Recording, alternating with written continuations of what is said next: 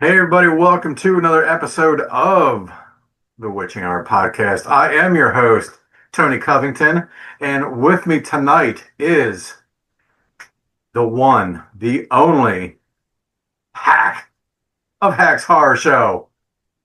Boys and girls, I want to welcome tonight's a very special show for me. I am your host, John Roycelyn. As always, I am back and I am honored tonight to back as a guest, my little bastard brother. Oh yeah. Oh yeah. Oh yeah. Mom got around. But with other reasons than he is one of the most sought after person in all of his street in Knoxville, Tennessee. Mr. Tony Covington, hack of Hack's Horror Show, is now an official horror host Hall of Famer.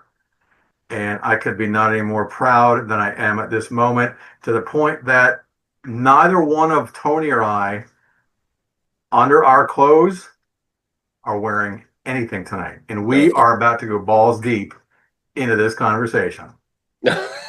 Thank you, brother. Hi, kids. What a fucking introduction. I love that. And you're right. I am the most popular kid on my street.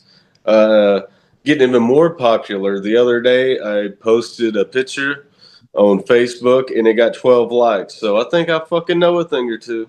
Were these the ones that were all related to you, though? Moving up. Yeah. Well, those cousins always come. It's always good. I'm like, I drew 6 people tonight. Now I might have brought those 6 people with me, but hey, it all counts. But no, thank you for the introduction, brother. I really appreciate it. I always love being on the show. I'm a big fan of the show. Thank you. That means a I'm lot. always happy to talk to you. I'm loving this looking more goddish every day. Like, Is it God? Is it Gandalf? Is it no, because you look like you kicked Gandalf's ass. You went beyond. You went from the dark brown hair and the goatee. So you went from sexy tan to all of a sudden. Then you got into wizard. You got into wizard mode, and now you surpassed the wizard mode and gone into full on God mode. And you look heavenly. Yes, you look heavenly. I I tell you love it. what, brother, if I am God, we are all fucked, even more than we are our Oh yeah, yeah. But no, thank you for having me, and thank you for all the kind words. I never think of myself as a celebrity at all. So hearing those things, I always enjoy hearing them. I'll never think that way, but it's always nice to hear. Well, all right. So I know you and I have had this discussion, and I know at least two people watched some of our previous episodes, meaning you and I. Yeah. But for that third guest tonight, who might actually check us out, real quick, what first got you influenced and wanting to be a not a horror actor, not in a punk rock horror band, but a horror host? Who was it that influenced you, or was there even a horror host that influenced you to say, I want to do that? Yes, absolutely. There was different ones that I found as I got older, and I was able to like look at the magazines, or then the internet came along, and I was able to check out other horror hosts and see their show. But the ones that really got me into it would have to be like Joe Bob Briggs. Watching his shit, I thought he was funny because he was just some country western guy talking about the scary movies. And then you had like USA Up All Night with Gilbert Gottfried and Rhonda Shears, and that was cool. But the one that really did it was the Crypt Keeper. Like Elvira, like I loved Elvira, but I didn't know anything about her hosting movies. I was just wanting to look at pictures of her, Of and course, that it was it. was. I just thought she was beautiful, Sure. and yeah, she is very talented, and I love her. But it was the Crypt Keeper. He was spooky. He was cool. He popped up. He came on late night on HBO, and when I seen that, I found myself not so interested in the story or the short films that they were showing. I was more encapsulated by the puppet that just popped up and scared the daylights out of me to tell me about the show. Like, Right. and I guess. the biggest intrigue was like me as a kid, life wasn't the best. I mean, in my head, I had a great time, but I guess in retrospect, it was not good. So I found an escape. The things that were supposed to be scary were not very scary. It was almost like a defense for me to be scary to other people because real life scared me. When you went outside on the streets of my neighborhood, that's when I was terrified. Right. That's when it was really dangerous. The monster under the bed. I was like, "Fuck, dude, you better stay under there because you don't want nothing from outside coming in here. Trust me." Right. Like I'm coming under there with you. Make room. It's bad out. Uh, So it would why have to not be go the with Drift the? King. I'm sorry. Why not go with the traditional horror host appearance of something borderline gothic looking, a top hat, big black eyeliner on makeup, and make yourself look more like a gravekeeper or a grave robber, even for that matter. Something more cryptic as opposed to what drove you to the punk rock look, if you will. Well, the punk rock look was it was more or less not really like a costume for me or anything. It was almost like it's the battle jacket. This is my armor, but it was just my style. It was the things I were into. Anything that was spooky or macabre, I just got a deep interest in very young and was always entranced by it. And the reason why I didn't do makeup or costumes or anything like that is because I always wanted to be a professional wrestler at the same time. And I just wanted to be one character. Hack. I wanted Hack to exist in all the universes where I could just be myself, no matter what I was doing. And it's just where I started off. I was like, hey, everybody knows me as this punk rock kid that likes monster movies, and like even the name of the show, I thought of different names of the show, and nobody called it that. That they were like, oh, it's Hack's Horror Show because they were describing it is how I got the name for it is just what people called it, and so it was the same thing. It was like I didn't really want to go with the costume and different voices because I knew I wanted to leave that legacy and be remembered as myself. So I Bingo. didn't want to hide myself behind anything. I guess ego, ego. No, no, I I didn't want to love be that though. nothing else You but you me. set your own mark, and no, not to be arrogant or anything like that, and nothing against any of the other horror hosts out there. They did traditionally what was kind of expected, to be seeing, Yes, somebody at after midnight, after 1 a.m. on a Friday night or something like that. You'd see a guy with a black and white background and he comes out looking like something from a graveyard or he's a vampire or something like that, and he announces his show and moves on because it keeps with the traditionalism of horror, which is yes, and I fine, the wanted to. classic horror.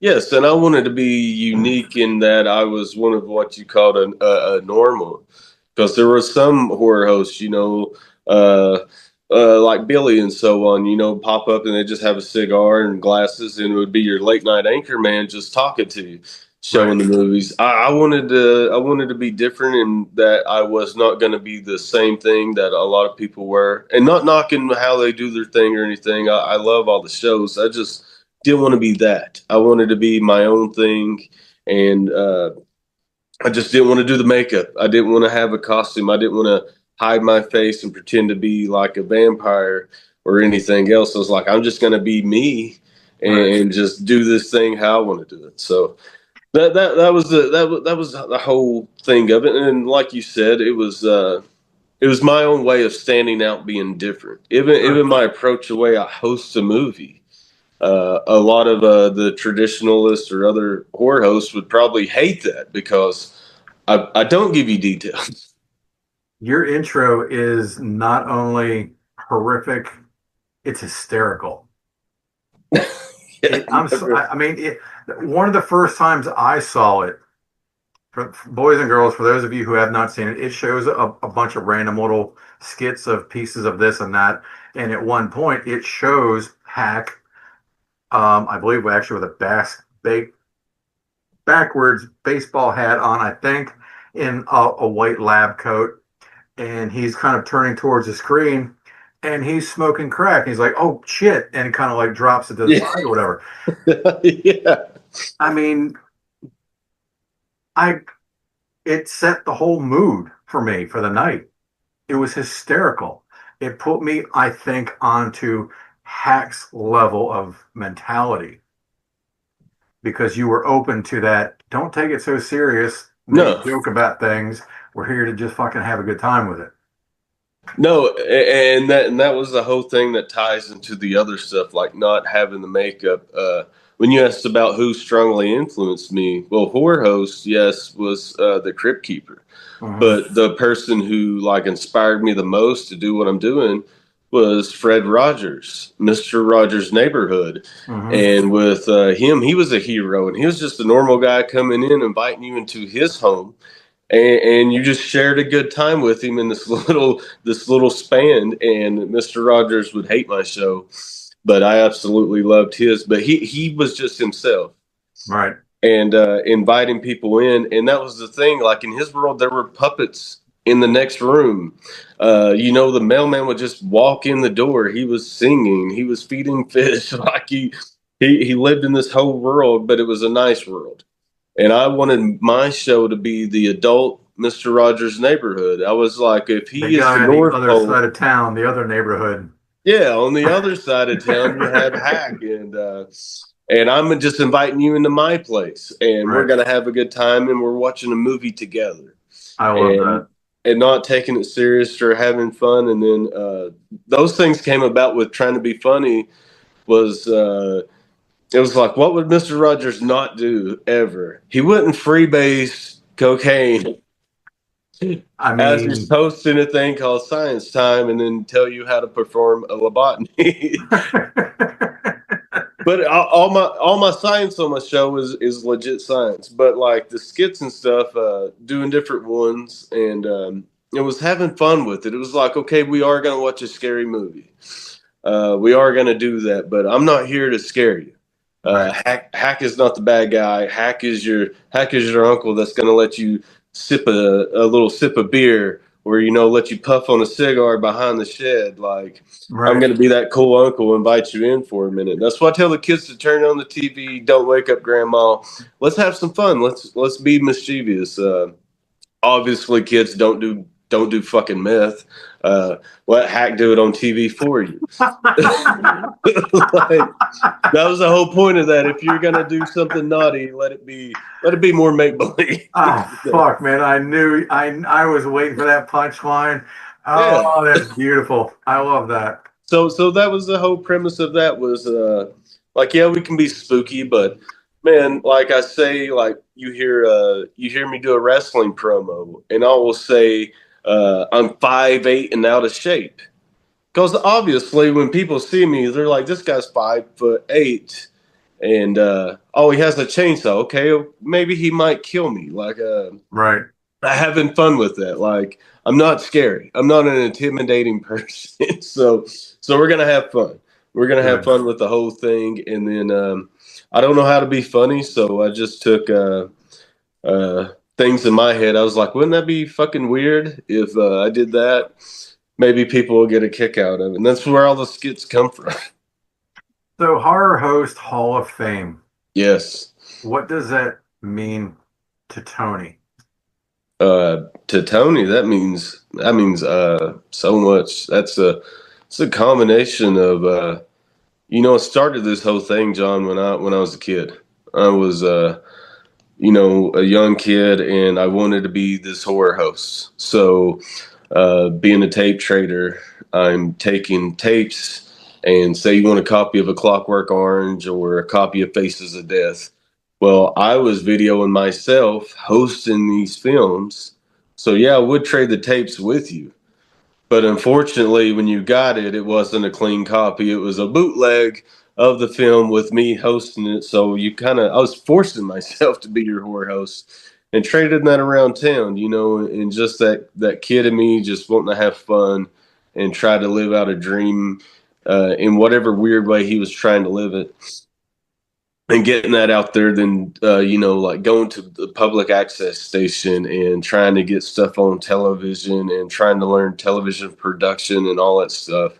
And just all the people I get to meet now, like no, it's and doing all that stuff. It was all like it was a culmination of 25 years of being this and doing this and living the gimmick. Like it was, I got to be hacked 24/7.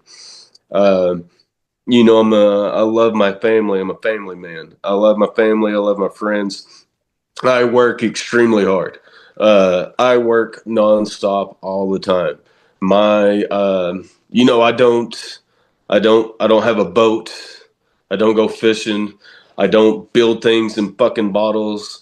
I don't have any stamps. I have no models. There's no train fucking station in the basement that I'm putting together. I don't have any hobbies. I don't have anything that I like shoot to be for. It's just this. This is all I want to do. And when you put your heart and soul and your life into this thing and you want to give up all the time, constantly, I want to give up. I don't want to do this anymore. I'm exhausted. I'm tired. I'm getting older. What the hell am I even doing it for? You have those real life things come into play. Sure. So And what is it that kept you going? it's the people. It's the people. It's not being on stage. It's not being any type of celebrity. I enjoy going to the cons, but I'm not worried if anybody buys my t-shirt. What I am worried is how the person feels after they come up and have a conversation with me and we get to experience that moment. How they feel about me personally as they walk away means the most. That's something. That's what keeps me going. It's not being a wrestler. It's not being a horror host. It's the people that buy a ticket, will come out to an outside event when it's blazing hot or raining or cold and watch it. Those people. And it's like, how could I ever disservice them and not do this? If they enjoy it, how could I ever quit? We get an escape from real life for a brief moment to have some silly, carny fun. How could I ever walk away and leave them? Who's going to make them happy if I'm not trying to make them happy? So it's the people that keep me going. Honestly, it really is. And it's the relationships and the connections I make which make me keep doing it. It's not for celebrity status. I have no ego. I mean, any award I got, I'll probably give it to you if it means more to you than me. Like you can just have it. It's the people that I care about, and whether that's the security guard or somebody's grandma. And I don't care what walk of life you come from, what your education is, what your race is, what your sexual orientation is. Hack is a friend to everybody, and I want to keep that going. And people shouldn't be so much damn fun, and I would go away, but they're a lot of fun to hang out with, so I'll stay going. So uh, back to the Hall of Fame thing, being in that just means everything to me. It's being recognized by your peers. It's knowing that the fans and everybody kept you going all the way to this point. And it's just a nice little way of saying, "Hey, guy, you fucking did it. You did it." It means a lot. It gets in my head too because I feel like it ages me or it makes me like I'm not done yet. I'm just getting started. I have that mentality, but it's just a little nice nod. It's the pat on the back that keeps you going. It really is. So it means everything to me. Well, congratulations. It is very well deserved. I know that you have been at this at a long, long time. Before Hack was even officially hacked to the public, you were molding yourself to become where you are today. Yes. And it's crazy because people see a lot of recent stuff. So they see like the past, it's been like 7, 8 years that I've been like, popular on YouTube and different networks and all the different movie things. And so to them, it's a little more recent. To me, I'm like, man, this has been going a long time. It just takes like that time. I feel like sometimes it takes like a decade to really get something over. And it takes like 10 years to really like cement anything. And you've got to constantly be putting in everybody's face to remind them about it too and keep pushing that name, pushing it and pushing it. Yes. And then it never stops ever. Like if you're not, okay, you might see the finished thing on TV, but behind the scenes, it's still going, and it's people that keep me going. Whenever that music dies from people screaming or or people showing up just to shake hands and say hello, then I will quit. But until then, no, I will never go away. Like I always tell everybody, I can never leave you. Unless I fall off a bridge tomorrow, then fuck, I'm sorry. But So, all right. So, with all that being said, tell everybody where they can find Hack on social media, online. Where can they watch your shows? When are they aired? Are you still, on OnlyFans or anything like that? Where can they working on find the Hack? I'm working on the Pornhub debut. Uh, am I joking about that? You guys can think about it. Watch one of the previous episodes, boys and girls. That's all I got to Yes. say as a hint. Yes. But no, you can see me on the Monster Channel, and I come on the Monster Channel every Wednesday and Sunday night at midnight on the Monster Channel. You can see me on there. All my stuff is available on YouTube. Like I tell everybody, it's all been bootlegged, so it's all on YouTube somewhere. You can also watch me on Knoxville Community Media, all on cable stations all throughout Tennessee. Started there, so I'll never leave there. I will always be on public access television along with the rest of them. You can catch me on Asai TV, the Monster Channel, Facebook. You can find me at Hack's Horror Show on there or Tony Hack Covington. If you message me, it's not a robot, it's me. I will reply back. So yeah, you can find me on there on X and all the social medias. You can find me on every one of them. Trust me, no one's stealing my identity, so you can trust it's me on there if you see my name or whatever. You can hit me up on Tony any will of that definitely stuff. respond back to you. I give him credit about that, as busy as he is, and I vouch. And the one way that you will know that it is him and not a bot or somebody, an AI kind of a thing, because there's going to be misspelled words throughout all of it. Yes. But it is always No punctuation whatsoever. No. It's going to be typed out exactly the way I talk, and that's fast and mumbly, and that's all you're going to get. That's about it. And you're also, I believe, I think your channel is still being aired on Roku, correct? Yes. You can find it on Roku. It's an app you can add to your TV, just like Netflix or anything else. All for free, boys and girls. I believe. Let me rephrase that. It's free. It is for free. Okay, it is for free. Yeah, you can watch pre-existing shows, however many that Tony might have loaded. I think Roku only hosts X amount of episodes to a private individual like himself or my show at a time. So we try to rotate things out periodically, but definitely give it a watch. I know everybody's on Facebook while you're sitting in front of your damn TV. Yeah. So just put Roku on, scroll down, you can download his app. And then when you're done with that, you can download my app, The Witching Hour Podcast, that my ingenious executive producer, what was his name? Oh, yeah, fucking Tony Covington actually helped me. And I shouldn't say help me, but he did it and got me my my big ugly mug on a TV screen. So it's a beautiful thing. So real quick before the show winds down, though, what's next? You got to be full of energy and running around with a little teeny Tony hard on right now. Yes. Ever since the award. So what's next? What's the next thing on your list? I know you've done a lot of acting.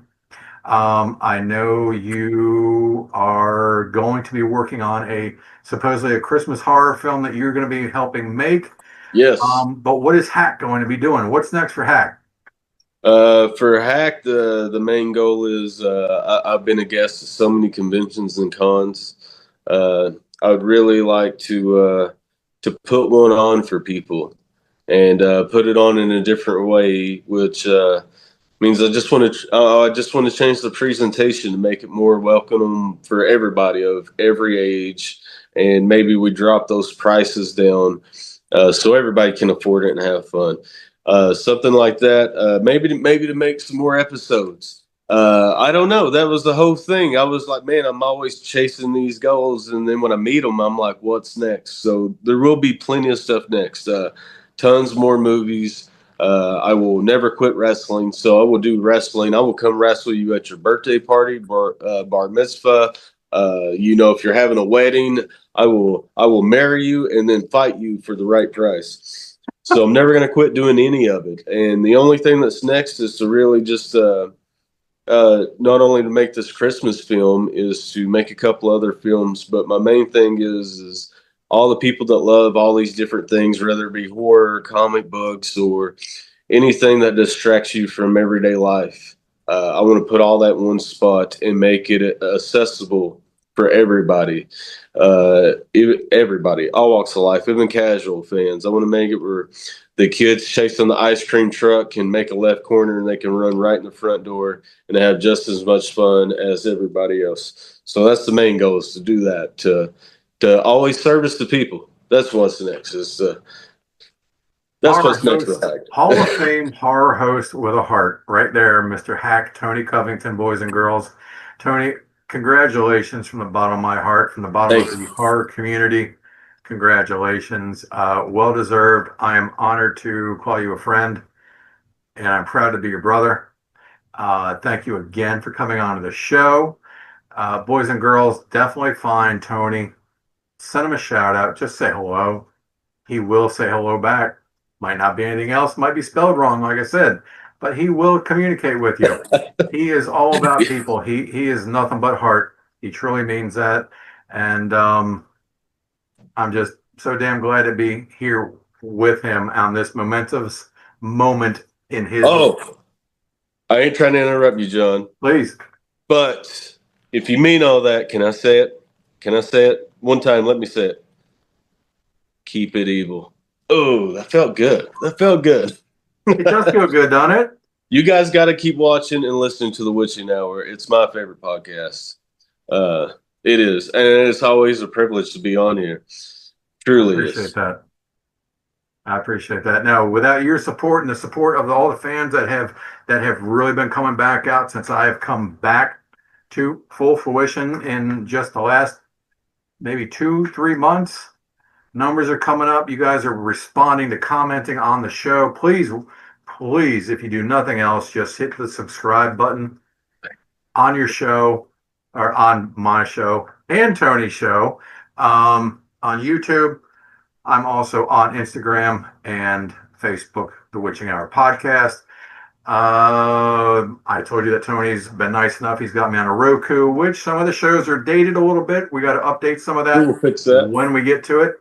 Other than that, I will see you guys real soon. A lot of great shows coming up. Be sure to get out there and drop Tony a big old thank you on this show. I will personally tell him, and he will give you a shout out on social media. Absolutely. Your name and your address, and he'll even send you a pair of his underwear. Yes, I will. You might not want them, but he will send them. There's a guy in Wisconsin that can prove that I will. All right, brother. You got to give him the line. Boys and girls, I'm John Royson with the Witching Hour Podcast. Thank you guys for coming tonight. I'll see you guys soon. And as always, keep it evil.